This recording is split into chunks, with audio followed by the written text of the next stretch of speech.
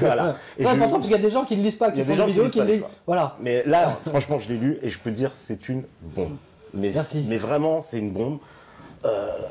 Voilà, voilà, tu mets les pieds dans le plat. On y apprend vraiment une quantité d'informations sur comment j'ai vu ça. C'est la machination de la Fed et des États-Unis d'Amérique qui presque, voilà, tu fais une comparaison constante avec l'Apocalypse de Saint Jean. En plus, ça on y reviendra, c'est très important.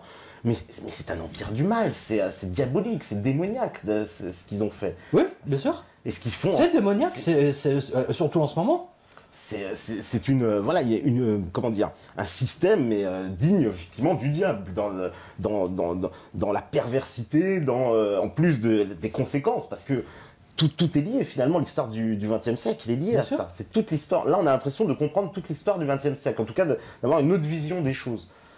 Parce que la Fed, donc, pour rappeler, parce que donc la Fed, c'est la réserve. La banque, voilà, la réserve fédérale. Réserve fédérale américaine. Je précise que ça s'appelle réserve fédérale réserve. Déjà la tromperie est dans le nom, puisqu'il parle d'une réserve. Alors si vous voulez, vous voyez la réserve d'une épicerie, vous voyez, c'est là où on met les stocks. Ouais. Donc en fait, techniquement, la réserve fédérale, c'est la réserve d'or. C'est ça que ça sous-entend. Ouais. Bien sûr, ouais. Hein, c'est ça, c'est la réserve d'or. C'est comme ça qu'on le comprend, oui, réserve. Bien sûr, mais évidemment. Les mots ont toujours un sens, hein, c'est très important, vous l'avez vu dans le livre.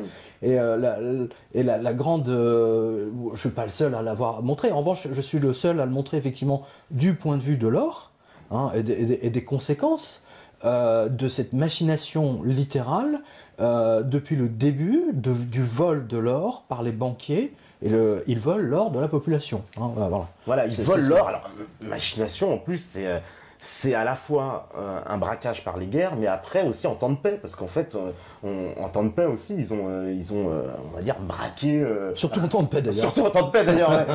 Surtout en temps de paix. En temps de guerre, ils ont fait très fort, puisque pendant la guerre de la Première Guerre mondiale et la Deuxième Guerre mondiale, je pense notamment à la Deuxième Guerre mondiale, les Américains exigeaient de la part des Anglais, aussi bien des Anglais que des Français d'ailleurs, hein, d'être payés en lingots d'or. Hein. Comme par hasard, la monnaie de singe, dès que ça les concerne eux, ils veulent plus être payés en monnaie de singe. Ils exigent de l'or, des lingots d'or. Hein. Ils n'exigent pas des cacahuètes, du beurre, du fromage, du vin. On pourrait, hein. Non, ils exigent des lingots d'or. Hein, c'est le fameux programme Cash and Carry pendant la guerre. Et ce qui est extraordinaire, c'est qu'à 2 reprises, la France a été sauvée, je le souligne parce que on n'en parle jamais assez, de Lucien Lamoureux. Exactement, Lucien Lamoureux t'en parle, un héros caché de l'histoire. Héros caché de l'histoire, absolument. Il a sauvé l'or lorsque Franklin Roosevelt avait voulu braquer tout l'or de la France, hein, donc c'était en 38-39, et le gouverneur, le ministre des Finances a interdit de donner l'or de la France, de le mettre à l'abri aux États-Unis. Et Franklin Roosevelt, déjà à l'époque, dit: vous donnez-nous votre or physique, nous on va vous donner des billets. On vous donne du PQ. C'est déjà à l'époque. Hein.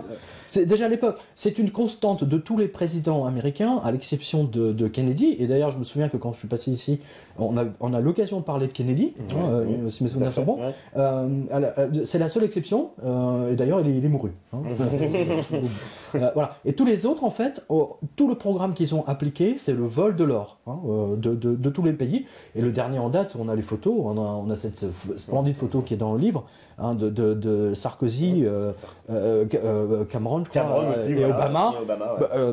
Mettant Angela Merkel dans un coin pour essayer de lui braquer son or. Son or avec... extraordinaire. Voilà, parce qu'on a essayé... L'or du Rhin. Voilà, l'or du Rhin. Ouais. L'opéra, l'or du Rhin. C'est-à-dire qu'ils ont demandé à l'Allemagne, en fait, de mettre en garantie l'or des Allemands pour le front, le fameux EFSF. Un programme de méga PQ, on va dire ça comme ça, hein, de méga PQ qui aurait permis ensuite à l'ensemble des banques américaines, en particulier à Goldman Sachs, de braquer tout l'or de l'Allemagne. Grâce à un défaut de paiement, notamment de la Grèce, par exemple. Ça aurait été fait avec une facilité déconcertante. Et en revanche, il y a encore des fonctionnaires intègres au sein de la Deutsche Bank, de la Bundesbank, pardon, et ils ont refusé de mettre cet or en garantie de l'EFSF. Mais vous avez vu qu'un commando, hein, en Ukraine, la première chose qu'ils ont faite, d'aller braquer l'or de l'Ukraine. Comme partout. Partout, à chaque fois. Partout, au Chili, partout. Pareil, on apprend ça. Incroyable. Et en plus, alors ça aussi, c'est quelque chose qu'on apprend, au niveau de l'Europe de l'Est, quand il y a eu, on va dire, l'effondrement de l'Union soviétique. Les Américains se sont jetés sur ces pays, l'ancien empire soviétique. On a exigé d'eux, en fait, pour leur adhésion au FMI. C'est la première chose. Voilà, c'est votre ordre direct et comme ça, en gros, vous rentrez dans le club. Quoi. Voilà, c'est-à-dire qu'on voit dans le livre que pendant l'époque du pacte de Varsovie, hein, c'est-à-dire on va dire la guerre froide, hein, gentiment, c'est-à-dire Tchécoslovaquie, Bulgarie, Hongrie, etc. Les Russes n'ont absolument pas touché aux réserves d'or de chaque pays quand ils ont pris le contrôle en 45-46. Hein, ils ont laissé les stocks d'or dans chaque banque centrale. Ils n'ont pas touché. Hein, mais ils n'ont pas touché. Et la première chose, après l'effondrement du mur de Berlin, la première chose que le FMI a demandé, le FMI c'est Washington, hein, voilà, eh bien ils ont demandé immédiatement la mise en garantie de l'or de chacun de ces pays de l'Est au FMI, de parquer tout ça au FMI. C'est grandiose, non? C'est fabuleux, quoi. C'est une escroquerie monumentale pour préserver l'hégémonie du dollar, et uniquement pour ça. C'est une monnaie diabolique. Littéralement. C'est ce que je montre dans le livre, hein, en tout cas. C'est ce qui sort clairement de... Parce que le dollar, donc, ça met en place, en fait, une politique où, en fait, c'est ça, en fait, que, bon, même j'ai envie de dire, c'est pas très visible comme guerre. En fait, ils sont en train de... Non, c'est une guerre invisible. C'est une espèce de guerre invisible. Mais c'est la grande spécialité des Américains. Regardez bien en ce moment, c'est même genre BFM TV, vous voyez. Il y a un hélicoptère qui s'écrase, malheureusement, il y a 2-3 sportifs qui sont morts. Et des gens, bon, c'est des accidents qui arrivent tous les jours, on va dire. Hein. Mais pendant 3 jours, on ne vous parle que de ça. Pendant ce temps-là, on ne vous parle bien entendu pas de ce qui se passe ni en Grèce ni ailleurs. Hein, c'est la méthode américaine. C'est-à-dire, regardez là-bas, pendant que eux, ils sont en train de vous braquer votre coffre-fort, quoi, voilà. Et le but ultime, c'est ce que je montre avec ce livre, c'est le but ultime des Américains, c'est de voler, voler, c'est peut-être pas le terme, c'est de mettre la main d'une façon légale, hein, détournée, de mettre la main sur l'or de la France, de mettre la main sur l'or de l'Italie, du Portugal, de l'Espagne, hein, voilà. C'est ce qu'ils veulent, de manière à ce que, au bout du compte, la seule monnaie qui puisse exister, c'est le dollar appuyé par l'armée américaine. Hein, c'est-à-dire que c'est un truc, c'est un bout de PQ qui ne repose que par tous les chars Abrams, la capacité nucléaire. Voilà, c'est ce qu'ils veulent. Et ils ont quand même réussi à braquer un nombre incroyable de pays. On apprend, alors là, moi je pense que même pour certains de nos auditeurs, par exemple, on va parler du cas de la Belgique. Il y a beaucoup de Belges qui nous regardent, ils sont extrêmement nombreux. Ah oui, bah, on a des tableaux, des tableaux dans le livre qui sont absolument extraordinaires. Hein. N'oubliez pas, c'est un exemple que je donne, que je donne très souvent, mais qui résume bien le livre. Hein. C'est peut-être, je sais pas, c'est dans les pages, dans ces pages-là. Voilà. Écoutez bien, en 1935. Hein, donc avant la Deuxième Guerre mondiale, les stocks d'or de la France étaient presque à 4000 tonnes. 4000 tonnes, c'est... Voilà. Vous comprenez maintenant mieux pourquoi les Anglais ont appuyé, lors des négociations à Bretton Woods, la décision de ne pas revenir au standard or direct, puisque dans ce cas-là, la France redevenait le pays le plus puissant financièrement parlant. Déjà. Il était hors de question, pour les Anglais et les Américains, puisque la France avait perdu la guerre techniquement, hein, donc que la France devienne le pays le plus puissant aux côtés des États-Unis. Hein, les stocks d'or d'Angleterre étaient beaucoup plus bas. Alors, et là où ça devient intéressant, et vous allez bien comprendre la manipulation des traders actuellement de Wall Street, les pigs, les fameux porcs. Hein, hein, voilà. Si vous combinez, à l'époque, hein, si vous combiniez l'or des Français, des Belges et des Suisses, le centre commercial mondial se déplaçait immédiatement donc dans le triangle Bruxelles-Paris-Genève. Déjà. Ensuite, ajoutez le Liban, pays catholique. Ah voilà, le Liban. Voilà. Pays catholique, les pays africains sous contrôle français et belge, d'accord. Et vous avez 70% de l'or mondial francophone. Donc pour le monde protestant, c'était impensable. Voilà, tout simplement. D'où les pigs. Hein, depuis 6 ans, je dis que cette manipulation des pigs, de l'attaque uniquement sur les pigs, c'est une attaque principalement religieuse, hein, littéralement. D'où, je veux dire, l'explication de 777 vient compléter celle-ci. Mais et alors, si vous ajoutez donc l'Italie, l'Espagne, le Portugal et l'Irlande, vous obtenez une masse phénoménale d'or catholique, c'est-à-dire 90% d'or catholique. Bon, terminé. Et donc ça. Donc vous comprenez maintenant pourquoi les accords de Bretton Woods, il n'était pas question de revenir au standard en direct, c'est-à-dire une monnaie qui est valable, on va dire, en fonction de ses stocks d'or, parce que n'oubliez pas, le stock d'or, c'est ce qui donne la confiance aux gens, hein, surtout à l'époque. Et donc, on est venu au standard or indirect, hein, le standard or de Franklin Roosevelt, puisque seuls les Américains, c'est la clé de Bretton Woods, et c'est la clé de ce qui s'est passé en 71. Hein, les États-Unis étaient obligés d'échanger chaque mois tous les excédents de dollars que vous aviez. Hein, et c'est ce que faisait De Gaulle de temps à autre. Il renvoyait des bateaux remplis de billets verts. Et puis il demandait de l'or. Hein. Exactement. Et on lui donnait, en échange, on lui donnait des ors, des lingots d'or physiques. Et j'ai retrouvé donc dans les notes de la CIA, vous le voyez par là, vous en avez quelques-unes, de la CIA, que tout le travail de la CIA à partir de 1968, 67-68, c'était dans toutes les stations en Europe, etc., empêcher les pays, les capitales, les États, les gouvernements de demander, enfin le ministère des Finances en l'occurrence, de demander l'échange des billets verts contre des lingots. Et c'est devenu une histoire encore plus folle à partir de 1970 et 1971, puisque, comme vous le voyez dans le livre, c'est en 1969 que les Américains ont voté les textes. Les Américains ne font jamais rien sans voter des textes avant, des lois, machin.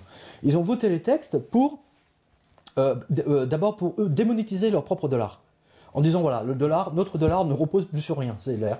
Hein, voilà, c'est du PQ, voilà. Mais c'est officiel. Hein, on a voté une loi, et derrière, et donc, du coup, hein, ils ont forcé le monde entier, ensuite, avec la fameuse déclaration de Nixon, le 15 août. Et c'est pour ça que je dis, faites tous attention à cette date, parce que la date du 15 août... Elle revient plusieurs fois. Elle revient très souvent dans ce... Hein, puis c'est des dates clés, hein, c'est pas n'importe... 15 août, hein, c'est la fête de la Vierge. Voilà. Et on voit bien, si vous voulez, donc le côté monétaire et spirituel se marient. Enfin, je sais pas ce que vous en pensez, mais ça va ensemble. C'est comme une espèce de divorce. C'est-à-dire que plus l'athéisme progresse, hein, et plus il y a une déconnexion en fait entre la valeur de la monnaie et la disparition de l'or. Hein, c'est pour ça qu'on vous parle beaucoup de la pluie, on vous parle de laïcité, machin, bidule, et moins il y a d'or. Hein, voilà. Non, mais il y a une connexion, hein, c'est très net, hein, je l'ai vu quand j'écris. Ah ben là, on voit que les Américains, ils mettent tout en œuvre donc pour dépouiller pays par pays. Ils s'y prennent. Alors, ah oui, absolument. Pays par pays. Pays par pays. C'est assez méthodique, c'est ça qu'on sent. Parce que tous les pays aussi. Mais vous avez raison de le souligner. Vous savez pourquoi ? Parce que la méthode d'enseignement des Américains versus la méthode d'enseignement des Européens ou des Russes, par exemple. Vous avez par exemple, prenons l'exemple, parce que le livre commence s'ouvre sur Saint-Pierre, donc prenons l'exemple d'un serrurier, puisqu'il a les clés. Un serrurier français connaît le fonctionnement d'une porte. Il est capable de réparer une porte. Hein. Et bien entendu, il va vous mettre une nouvelle serrure, mais il est capable de raboter la porte, de machin, de trucs, etc. Il a une vue d'ensemble. Il a reçu un enseignement pour réparer l'ensemble qui soutient son produit principal. Les Américains, c'est autre chose. Ils fonctionnent de manière totalement différente. Vous avez le spécialiste. Le mec, c'est le serrurier, sorti de là, il connaît rien.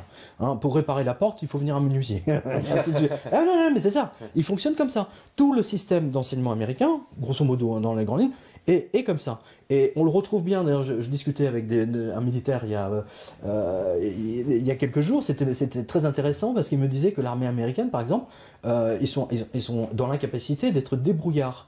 Hein, ils sont incapables, par exemple, de se faire à manger. Comme nous, enfin en tout cas moi quand j'ai fait l'armée, vous aviez votre tambouille, vous étiez capable de vous faire à manger tout seul.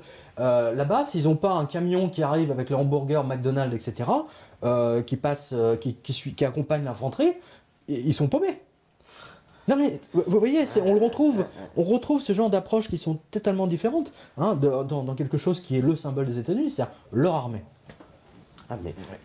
Donc vous voyez, en ce qui concerne, et ils veulent, si vous voulez, ils découpent chacun, et la CIA fonctionne de la même façon, ils découpent chaque problème et ils attaquent au cœur de cible. Les mecs sont d'une intelligence redoutable, inouïe, ils prennent les meilleurs. Les meilleurs de Harvard, etc., finissent à la CIA en général. Et puis grâce à la planche à billets, les mecs, ils sont payés. Ouais. Tiens, en fait, justement, je vous ai rapporté à tous d'ailleurs Regardez, ma propre planche à billets. Attendez, hein, sur la bande des anges. Allô. Regardez. Attends, on va faire rouler. Bon, bah nous aussi, ouais, on peut faire. Voilà, la planche à billets. Bah ouais. Pour les Américains. Mais moi, je rachète. Bon, okay. C'est ce que je dis toujours. Je rachète le pays, tout. Hein, voilà, tous. Hop, voilà. C'est ce que font les Américains toute la journée en fait. Ils nous balancent du papier. Mais bien sûr. Et ils rachètent la planète. Mais avec bien du sûr, papier. ils rachètent ils corrompent. Ils corrompent. La corruption, vous l'avez vu en ligne l'autre jour chez Bourdin, dont je salue le professionnalisme au passage, parce qu'il était extrêmement critiqué ces derniers temps. Mais Bourdin a fait cracher l'autre enfoiré de Falciani. Hein, il était un agent de la CIA chargé de la destruction de la banque HSBC. Il l'a reconnu en direct live. C'est extraordinaire. Donc vous voyez bien que le travail aujourd'hui de la CIA, c'est pas d'aller voler des secrets militaires en Russie, hein, vous voyez, ou de voler les trucs nucléaires en Corée du Nord, vous savez, comme on a l'image de James Bond, hein, vous voyez, des années 50-60, pas du tout. C'est une guerre financière. Et ça, je l'avais vu en tant que journaliste, c'est-à-dire qu'en fait, à un moment donné, là, il y a eu un très grave problème au Pentagone dans les années 90, techniquement 92-93, ils ont eu une crise d'identité. Hein, la CIA, NSA, ils ont et je l'avais chroniqué à l'époque parce que j'avais écrit pas mal de papiers des États-Unis. En fait, ils avaient plus d'ennemis. Ils avaient plus d'ennemis. Hein, aujourd'hui, on a l'islam, le musulman, tout ça. Ils ont fabriqué un ennemi. Mais ils avaient plus d'ennemis. Ils savaient plus trop comment. Ils avaient toute cette force d'espionnage, de satellites, d'écoute, de machin. Ils savaient pas quoi en faire. Parce que du jour au lendemain, il n'y avait plus d'ennemis, il n'y avait plus de la guerre. Ils se sont retrouvés comme des cons. Ah, donc il fallait il fallait réaffecter l'ensemble de ce savoir-faire, de toute cette technologie d'espionnage à distance, etc. Et ils l'ont réaffecté, ça je l'avais chroniqué à l'époque. Je pense que même vous le retrouvez sur mon site, sur giovanni.com, à droite, vous avez anciens articles du Quotidien de Paris et de France Câble et Radio, justement. Hein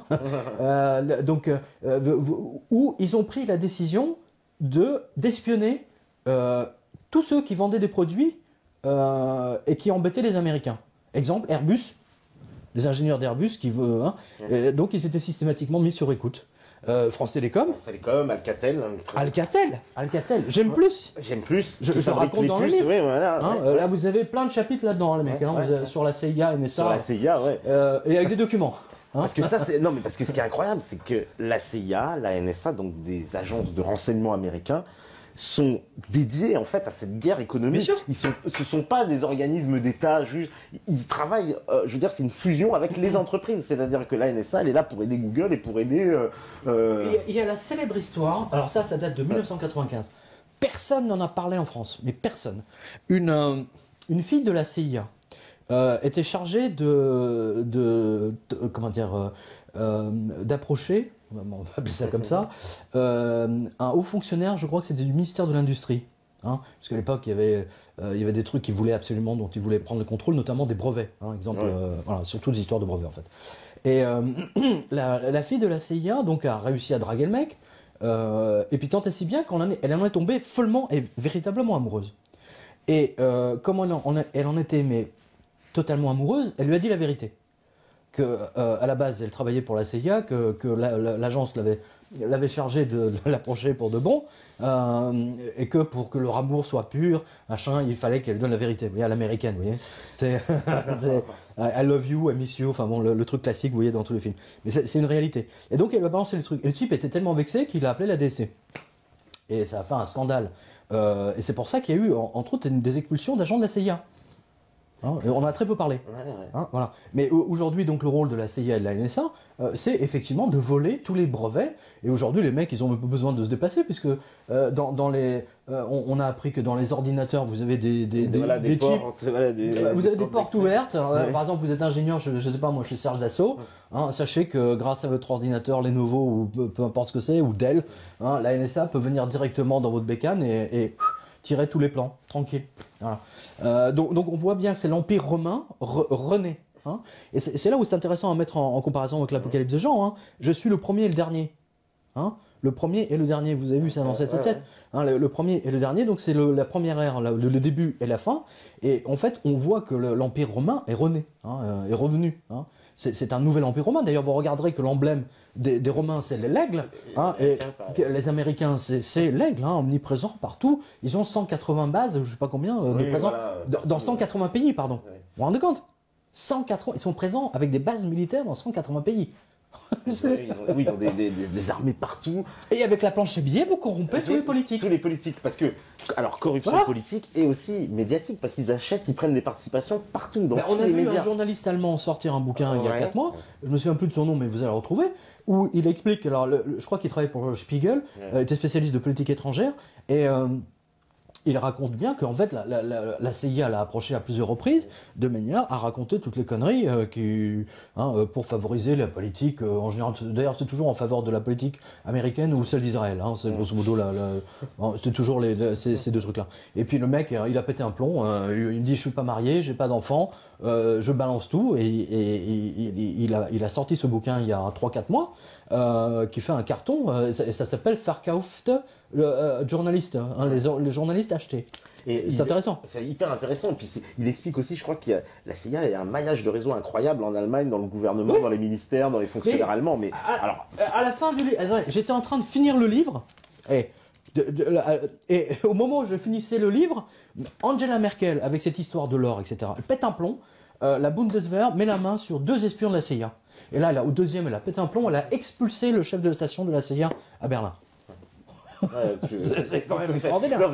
Donc, or, tout ce qui touche à l'or, les Américains veulent l'or de la France, du Portugal, de l'Espagne, de tous les pays, parce que les Belges se sont fait mettre. Mais alors les Belges j'ai pas. Alors je sais pas trop où c'est dans le livre. Les Belges, je me souviens qu'ils l'ont vendu petit à petit. C'est la technique du voleur chinois. C'est-à-dire que la technique du voleur chinois, c'est ça. En plus, donc là, ça nous fait des petites côtes de porc caramélisées. Vous voyez. Donc, vous voyez, c'est le jour J, vous le déplacez. Vous commencez votre déplacement.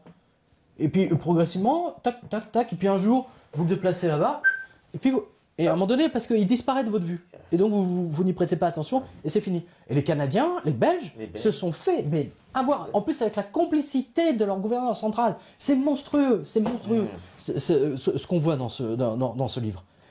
C'est comme si on vendait la Joconde. Ça revient au même. Et c'est pour ça qu'il y a un chapitre qui s'appelle Nicolas Sarkozy, le grand traître. Le traître. Parce que alors lui, il a vendu 600 tonnes d'or donc aux États-Unis à un prix de toute concurrence pour la Fed. L'or était au plus bas. Et comme je le raconte dans le livre, c'est très intéressant d'ailleurs. L'ambassade de France à Washington elle ne comprenait pas comment. Alors que Sarkozy était ministre du budget, donc il n'avait pas à être reçu comme un président. Il n'était pas président de la France, déjà. Mais on lui donne un rendez-vous avec Jon Snow, qui est le directeur du Trésor, et bien entendu avec Greenspan. Comme ça. Il arrive, non, pas prévu du tout. Pas prévu, et par l'ambassade. Qui vient, tout le monde. Voilà, c'est page 309, tiens, on va vous le donner. Non, parce que je vais vous lire ce qu'a écrit le journaliste du Parisien ou du Point, je sais plus. Voilà. Sarkozy s'entretiendra avec Alain Greenspan, patron de la réserve fédérale et grand argentier du pays depuis 17 ans, avec le secrétaire du Trésor Jon Snow, et enfin avec le président de la Banque mondiale, James Wolfensohn, nous explique le Parisien du 23 avril 2004. Voilà. Et alors là, je vous lis le truc. Le numéro 2 du gouvernement a obtenu de rencontrer Colin Powell, chef de la diplomatie. Donc le mec est ministre du budget. Et Condoleezza Rice, plus proche conseillère du président Bush pour les affaires étrangères. Alors, écoutez bien, ces demandes ont été satisfaites en 30 minutes, raconte un brin impressionné un membre de l'ambassade de France à Washington. Et ça, c'était dans le Parisien du 23 avril 2000, je sais pas combien, 2004. Voilà. Donc ça vous montre. Et qu'est-ce qui s'est passé 4 mois, 5 mois plus tard? Touc. En toute discrétion, il a vendu. Et c'est marrant, c'est ce qui est extraordinaire, c'est que personne n'a gueulé. Il n'y a eu aucun député qui a gueulé. Personne. 600 tonnes de l'or de la France, mais c'est la sueur du peuple qu'on vend. C'est valable pour les Belges, les Canadiens, etc. Et vous avez vu également, vous parliez du document qui vous a impressionné. Expliquez-le. Ça faut en parler. Alors, les Allemands, et les dirigeants allemands et les dirigeants japonais, en fait, avant de prendre leurs fonctions, doivent signer un document qui, en gros, les inféode complètement aux États-Unis et qui les inféode, en fait, ils vont dans l'intérêt. Je vous lis la traduction.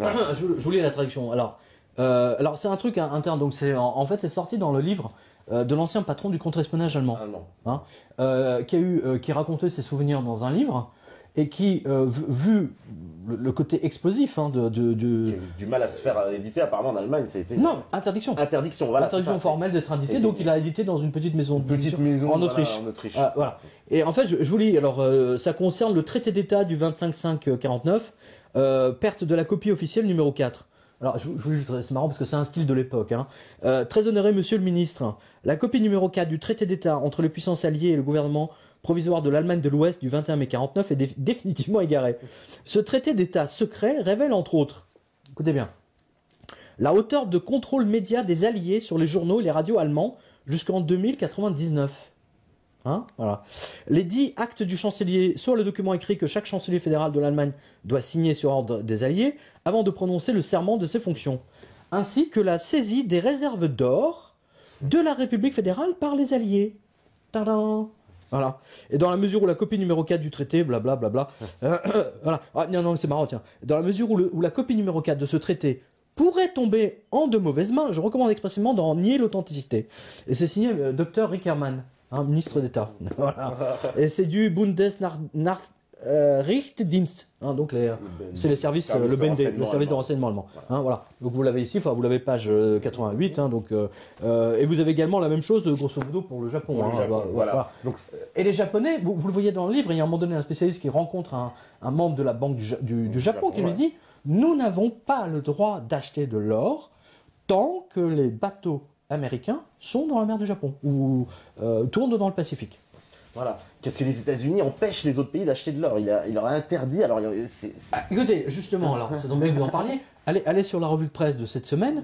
Vous savez que ce livre, il y a un douanier que je remercie beaucoup, qui m'a beaucoup aidé, notamment avec tous les textes spécifiques, c'est des textes juridiques, mais qui sont votés malheureusement ensuite à l'Assemblée.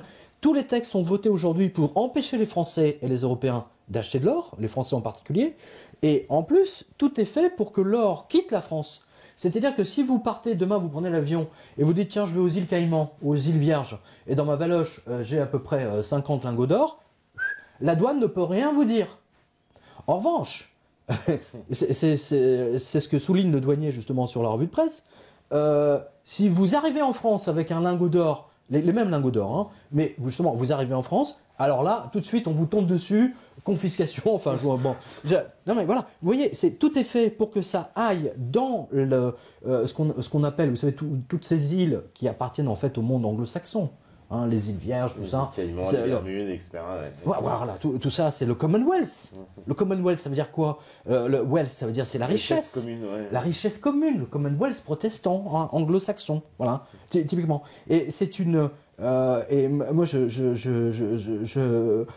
c'est un truc que j'avais vu d'ailleurs quand j'avais fini d'écrire 777.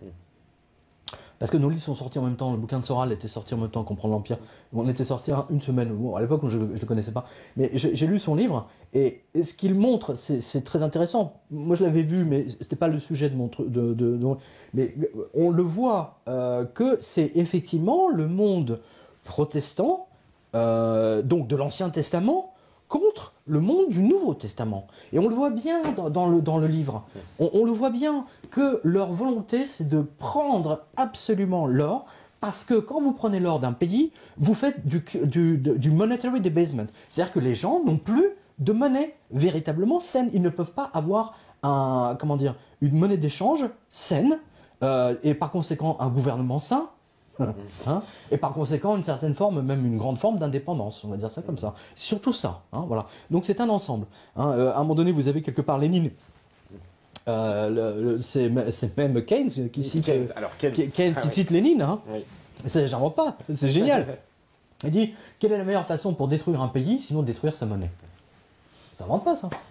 Et Keynes, alors lui, c'est l'apôtre quand même de l'économie, parce que, alors, dans le livre... Non mais attendez, c'est l'apôtre, oui, vous avez raison, c'est l'apôtre de l'économie, mais pourquoi? Les Anglais, parce que justement, il a pu obtenir son truc à Bretton Woods pour que la France ne redevienne pas, voilà, que l'or ne redevienne pas... C'est barbare, il dit, c'est la relique barbare. C'est la relique barbare, voilà, il dit c'est une relique barbare, on l'envoie vraiment, donc ça c'est terrible d'avoir, donc ça a enterré... Mais moi je vous dis ça, j'avais écrit ça sur la relique barbare. Vous savez, la relique barbare, ça fait, j'en parle dans le livre, c'est une référence aux reliques des saints.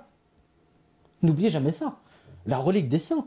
Vous allez par exemple, vous allez à Sienne, hein, vous avez la tête coupée de Sainte Catherine de Sienne qui est encore là, qui est incorruptible. Dans mon livre sur les anges, vous avez un chapitre entier sur les corps incorruptibles. Hein, cette espèce d'humour noir de Dieu qui décide qu'un tel qui a vécu une vie de saint sera incorruptible. C'est même le sujet principal, si mes souvenirs sont bons, d'un livre de Dostoïevski qui s'appelle non, c'est pas Crime et Châtiment, c'est les frères Karamazov. Hein. Vous avez un prêtre, on appelle ça un prêtre orthodoxe, le Stary, et Starsky Hutch. Le Stary, hein, voilà. Donc il meurt et tout le monde se demande s'il va être incorruptible. Parce que dans la vieille Russie, les vieux prêtres orthodoxes, quand ils mouraient en général, s'ils avaient vécu une vie, ils étaient toujours incorruptibles. Hein, par exemple, il y a beaucoup de gens qui nous regardent au Liban.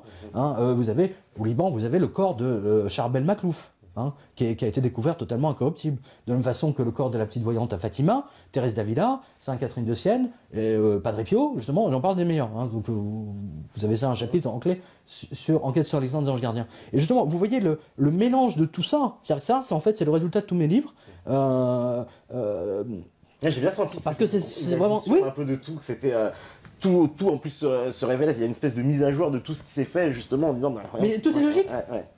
Tout est logique. Vous avez vu que l'effondrement du 29 septembre 2008 n'est pas innocent. C'était pas du tout innocent.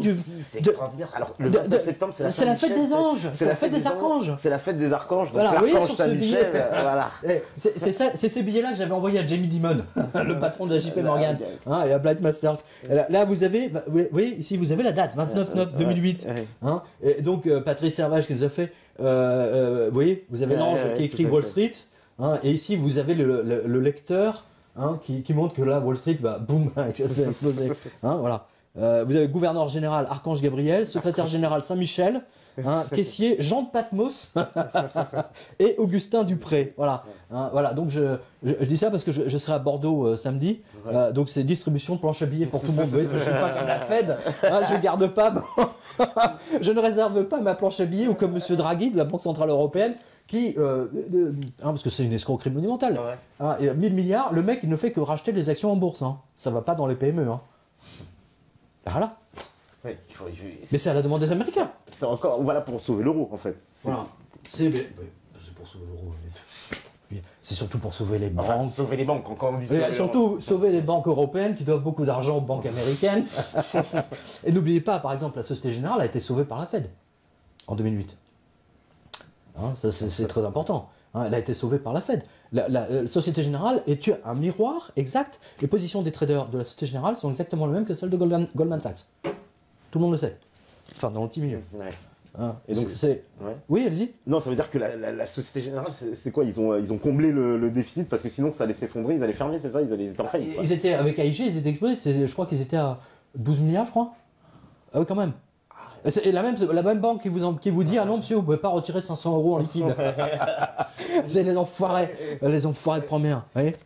Donc ouais, et la chute du Vatican. Donc voilà. Parce que oui voilà, alors Saint-Michel c'est ça le 29 septembre c'est le jour de Saint-Michel, il y a toute la symbolique de Saint-Michel avec avec son épée qui tue le dragon. Enfin. Mais c'est le dragon à 7 têtes, c'est ça. Je montre dans le dragon à 7 têtes. Pourquoi Jean dit à 7 têtes j'ai eu l'occasion de l'expliquer 20 fois, mais 7 têtes parce que lui ne connaissait pas le papier. À son époque, le papier n'existait pas. Le papier allait arriver 600 ans plus tard. Grosso modo, en même temps que la naissance de l'islam, on va dire comme ça, l'arrivée de Mahomet, etc. Le papier va se développer à ce moment-là. À l'époque, ils écrivaient surtout sur des peaux de mouton, etc. Et lui ne connaissait que les pièces en or et en argent, et en bronze, enfin moins. Et surtout, donc pour lui qui connaissait la monnaie métallique, il ne comprenait pas ce que c'était que le papier. C'est une matière qui n'était pas encore inventée. Donc, mais il dit, je vois un monstre à 7 têtes. Les 7 têtes, c'est les 7 têtes, alors, du président, des présidents, ils sont là, regardez. Voilà, on va le montrer là. Voilà. Hein. Je sais pas si le. Ouais, on va voir, ouais. Vous le voyez bien là ? Ouais. Voilà. Donc j'en vois un espèce de monstre, 7 têtes. Voilà. Et donc ça, c'est les billets américains. Mais c'est ce que vous avez techniquement sur les billets américains, des têtes. Des têtes, ouais. Hein ? Voilà. Et il y en a c'est génial son truc. Je rappelle quand même qu'il a dit aussi, qu'il a écrit dans l'Apocalypse de Jean, je vois des images qui bougent et qui parlent. Hein. Oui, je vois des images qui bougent et qui parlent. Balèze le mec, hein. Ça, c'est vrai que ça, des images qui bougent et qui parlent. Voilà. Et on apprend aussi que tout ça commence. Alors ça aussi, ça m'a beaucoup impressionné. Donc Wall Street, c'est un marché aux esclaves. Bah, non, mais... Vous êtes un trader, vous le savez pas. Non mais c'est ça. Non mais c'est énorme. Non mais c'est énorme. Mais bien sûr. Vous êtes un trader et vous ne le savez pas. Vous êtes né ou vos parents, vos cousins. C'est incroyable. C'est un marché aux esclaves qui est devenu donc l'endroit où on a commencé. Et pourquoi ils ont fait ça là-bas? Pour contrecarrer le marché des esclaves des Français. D'accord. Eh oui. N'oubliez pas, New York avant, ça s'appelait New Amsterdam. New Amsterdam, bien sûr. Tiens, justement, je ne sais pas si en régie, ils peuvent nous trouver cette fameuse chanson qui est connue que du monde anglo-saxon. C'est New Amsterdam et New York. Et c'est une chanson des gens compagnons de la chanson anglaise. Ouais. Je ne sais pas s'ils peuvent éventuellement le trouver. Ouais, c'est un groupe de 5 chanteurs. Genre la cinquantaine, soixantaine, quoi. Ces gens compagnons de la chanson anglaise. Parce qu'ils chantent justement le changement de nom de New Amsterdam à New York. Hein, voilà. Et le centre le Blight Masters, techniquement, c'est ma copine, hein. Blight Masters habite juste à côté, parce que c'est à Tribeca, hein, dans le quartier de... Voilà. Ça, c'était le centre. C'est ici qu'on vendait les esclaves aux enchères. Maintenant, on vend les actions aux enchères. Maintenant, c'est Wall Street. Donc, écoutez-moi, quand Jean dit dans son texte, 2000 ans avant, quand les anges lui montrent ce futur extraordinaire, il lui montre, je vois le diable qui s'installe sur une plage. C'est une plage, ça. D'accord ? Ouais. C'est une plage. Ouais. Hein, on va montrer une autre photo parce que ça peut peut-être les aider. Voilà. Ça c'est le New York à l'époque. Hein. Voilà. Allô ? Donc ça c'est Manhattan. Je sais pas si on le voit. Parce que j'ai pas de retour, donc c'est non, ça. mais on voit. Voilà. Donc la plage elle est là. Hein. Et le fameux mur Wall Street, il est là. C'est le mur des vallons. Alors c'était un mur ethnique pour empêcher les Indiennes de venir coucher avec les Blancs. Avec les Blancs, voilà. Parce que les Blancs protestants, vous savez, c'est uniquement... Voilà, donc c'est que le soir, dès qu'ils sont un peu... Voilà, c'est un mur ethnique. Voilà. C'est un mur ethnique, il faut dire ce qu'il y a. C'est exactement comme le mur aujourd'hui entre Palestiniens et Israéliens. Voilà. C'est très net. Ce mur est là. Aujourd'hui, vous avez ça sur Google Maps. Donc Tribeca, c'est ici. Wall Street, tout ça, c'est général. En fait, c'était le quartier général de l'esclavage absolu des Hollandais. Tant que c'était hollandais. Il y avait, je salue tous les fumeurs, hein, parce que vous allez voir que Peter Stuyvesant est dedans. Voilà, Peter Stuyvesant, évidemment, le c'est drôle. Ouais. Non mais c'est incroyable. Peter Stuyvesant joue un rôle dans ce livre 666, c'est marrant. Qui aurait imaginé des trucs comme ça? Mais vous savez, moi j'ai pris un plaisir fou à écrire ce livre. Ouais. Et ça sent, un lecteur me dit que ça se sent et qu'ils sont emportés dans le, ils peuvent pas le lâcher. Oui, j'ai des lecteurs qui disent, c'est un peu ça. J'ai lu en 2 jours, je ne pouvais pas le lâcher, ça m'énerve. C'est un peu ça, parce que quand on s'y plonge, on tombe comme ça sur chaque... j'ai envie de dire, chaque anecdote comme une toile qui est en train de se tisser, puis on comprend, quoi. Mais bien sûr. On comprend ce qui est en train de se passer. C'est la vraie histoire du XXe siècle. Voilà. L'or, c'est la véritable histoire. C'est l'histoire des États-Unis, c'est la manipulation.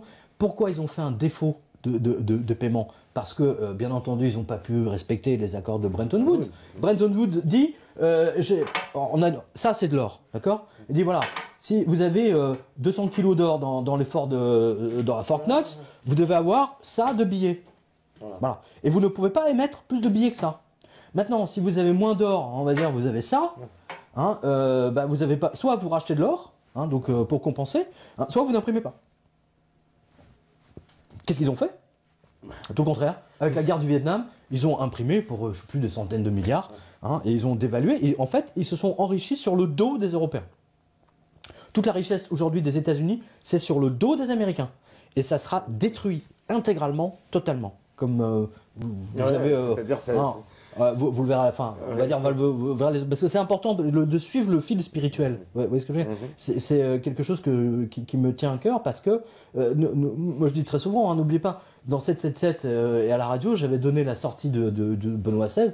Donc, ce qui valide mon interprétation du texte de Jean, d'une part, et ce qui valide mon interprétation, d'autre part, du 666. L'un ne va pas sans l'autre. hein, voilà. Donc, si vous voulez vraiment savoir ce qui vous attend là, c'est pas tant de savoir qu'il y aura des révoltes, c'est pas ça. C'est que vous compreniez la logique et pour que vous intégriez dans votre environnement ce que vous devez, comment vous préparez à ça. Voilà, on va dire ça comme ça. Et ça veut dire que si, voilà, demain le dollar va s'effondrer, tous les pays... Il s'est déjà effondré. Il s'est déjà effondré, voilà.